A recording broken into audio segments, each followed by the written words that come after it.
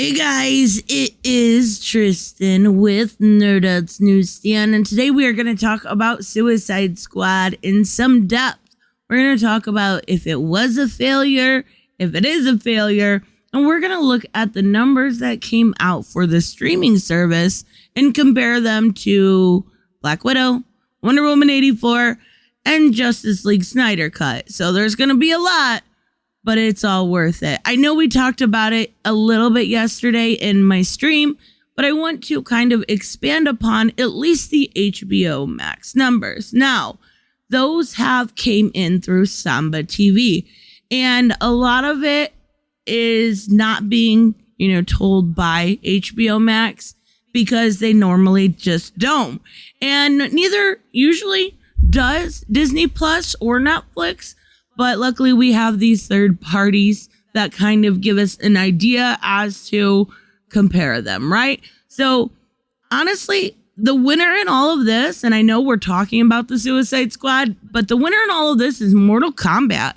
Yeah, it's a huge franchise. It's a huge gaming franchise, though, that was following and kind of rebooting upon a franchise that's been long gone, and the second movie was widely disliked. So, they did really good, and the box office wasn't awful on that either. So they were in first. But then we do have the Suicide Squad, and it got 2.8 million views from Thursday at 7 p.m. when it was released until Sunday. So we're talking about the same window of time here, right? That's great. That's honestly really good, and it looks really good for stuff like the Peacemaker or a continuation. Now, there is part of these numbers that maybe obviously are skewed. They come from Deadline, who got them from Samba TV. So I want to be clear. These are not numbers I'm making up. These are backed by corporations. Wonder Woman 84 on Christmas Day, 2.2 million. Yeah, on Christmas, when normally everybody is off of work. So that just shows how much this movie was wanted, right? It even beat Black Widow. Now, part of that, to be fair, could be due to the fact that Black Widow is quite a bit more expensive, right? 4 out of 5 of these movies, you don't have to pay anything but the $14.99 monthly fee. With Black Widow, you have I believe it is $7.99 a month for the Disney Plus service, and then for premium access, that's an extra $30. So you're looking at about a $23 difference when it comes to the price of Black Widow to the Suicide Squad. Now, with all of that being said, Black Widow also has an advantage, very, very huge advantage of a shared universe, of a tried and tested formula through Marvel, and a lot of people were wanting that new Marvel movie. So there's a lot of cons to it, but there's also a lot of pros to having it beat that also. And then, of course, in last place, we have Justice League Zack Snyder's cut at 1.8 million. It beat that by nearly 1 million. And I think that just goes to show that people are ready to move on. And I think that's great. I think it definitely, shows HBO Max and Warner Brothers that people are ready to accept something new. I do, when it comes to the Suicide Squad, to kind of separate it from its other film, Suicide Squad. I wish they would have called it Task Force X. Everybody knows, or if they don't, you can explain it, the backstory behind Task Force X, and it would have separated it kind of a little bit, right? So I think these numbers are great. They show that this movie was not a failure, that this movie didn't do as great in the box office. Sure, I think it was 26.5 million, but the numbers are also there. You have to remember, some of these, as far as the Suicide Squad, were not already members. Some of them were just getting, like myself, getting that membership for this movie. And I think that's important, and they should be able to distinguish it internally through what they have their own number system, right? So let's talk about why I think it failed. And I think there's a lot of really good reasons. But I think obviously the biggest reason was the pandemic, right? It is simply, there's a lot going on with it. And it does feel like it is ramping up, whether it's ramping up in the media or in your areas. They're going back to mask mandates. There is a lot of conversation around vaccine, whether to, who's got it? Can I be around people who do not have it? Can I wear a mask? Do I have to wear a mask? It's just an absolute mess. And then you add in a Delta variant and it just gets even worse. So I think that plays a big role in all of this. Now, before they had Will Smith, and Will Smith has simply left this movie, and he was replaced by, in my opinion, a better actor and a better written character. But Will Smith has this tendency to anything that he really looks into and really plays a good part in, whether it's Men in Black or something like this. The second one always fails, or doesn't do well at least. And I do think that has a little bit of stigma with it. Same with James Gunn. He still has a little bit of stigma around his name. That doesn't help. And then, of course, there was some craziness around John Cena apologizing to China at one point, and that was more recently. So I think maybe those play in a little bit. But second, I think, is definitely Harley Quinn and Birds of Prey. Harley Quinn has always been a very marketable character. She was originally adapted in the animated series. She was brought over, and you had Paul Dini writing her, and she did amazing. She did really well. And then, even when New 52 hit and stuff, she was still a little bit over redesign, quite a bit over redesign. We saw her leave Joker, all of that. She's always been very marketable. She's always evolved. Her outfits have always changed. She's always been able to change.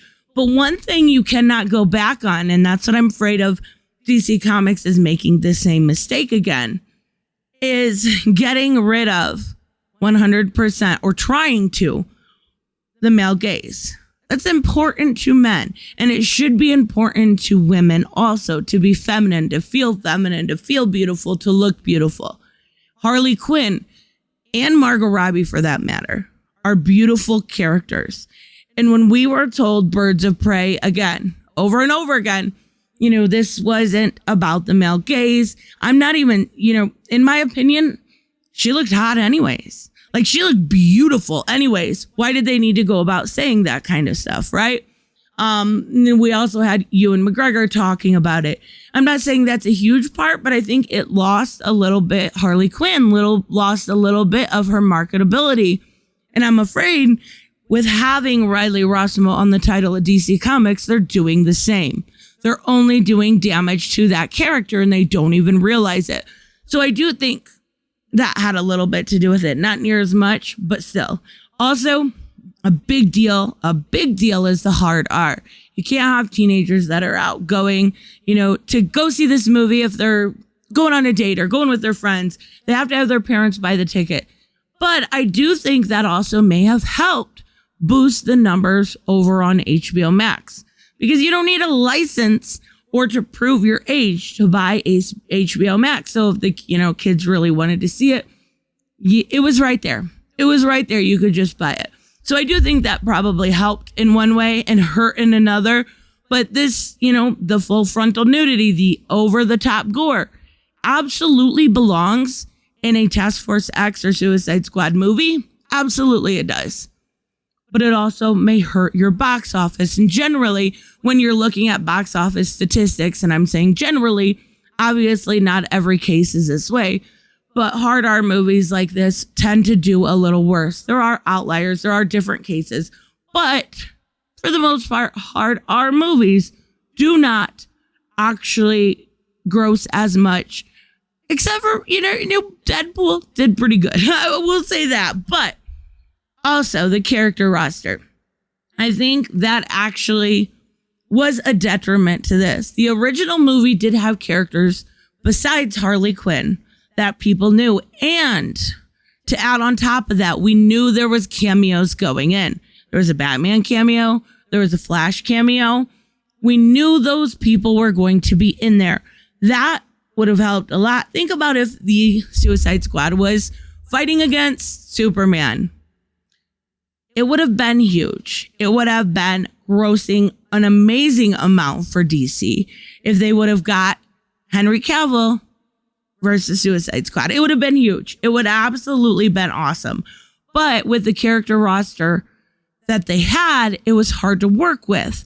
They, to its benefit, I definitely think I respect James Gunn for it, but he did choose off the wall characters. Polka Dot Man, he was never even in the Suicide Squad, but I digress. Ratcatcher 2, not originally not in any comics, not even technically related to the original comic book counterpart, right? That's Otis Flanagan. These characters, besides King Shark, which I would say is getting more marketable, I definitely think between this and Harley Quinn, the animated series, he is going to be a well-known character. But in the original Suicide Squad, you had Killer Croc, right? Most people know that character. Most people know him from Batman's Rogues. So the character roster was off the wall. It wasn't something that people knew. Nobody knew who Bloodsport was. Most people didn't know who Peacemaker was unless you're, a comic book fan. It's very unlikely you knew these characters. So the biggest character was Harley Quinn, and we just saw her damage from Birds of Prey.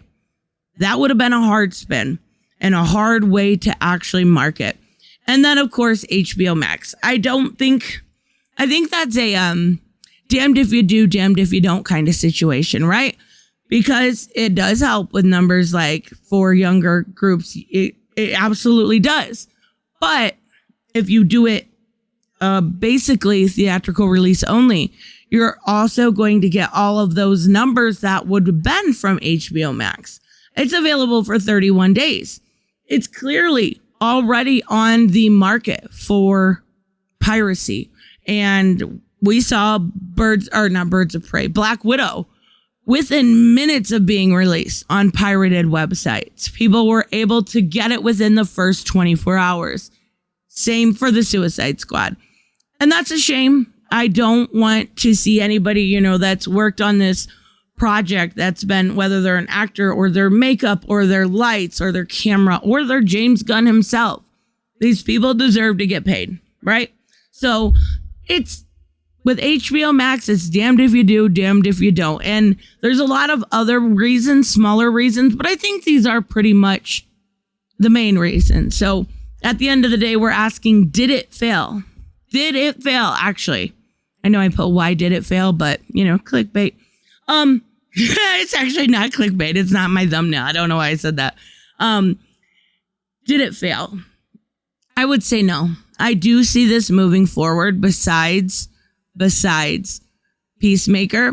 I think that they need to kind of amp things up. I think that they need to move forward and maybe either A, rename the series, or B, not go Suicide Squad 2. Because then people are going to be like, well, was that 2 or was this 2 or was that? People will get confused. So I think they need to maybe rebrand it for Task Force X. And people will be like, whoa, what's that? That's really cool. Well, you've known what it is all along. Let me just explain a little more. I think that would actually be good, a good rebranding. But I do think we will see more. I do honestly hope we see more. And I think with, very quickly after Wonder Woman was released, the very next day, they were announcing Wonder Woman 3. Very quickly after, what movie was it? What was the other one? Mortal Kombat. We got, we may get an HBO Max series. We may get this. We may get that. So I do have a feeling that there is going to be stuff in the works. I think it may be a little time off because we already have the Peacemaker series and they're not going to announce anything right away. But no, by the numbers, it may have not been as well as expected, but it is absolutely not a failure. And I'd like to personally see it go further. So let me know, of course, what you guys think. Make sure you hit subscribe. Thank you for watching. I will see you in the next one. Bye-bye.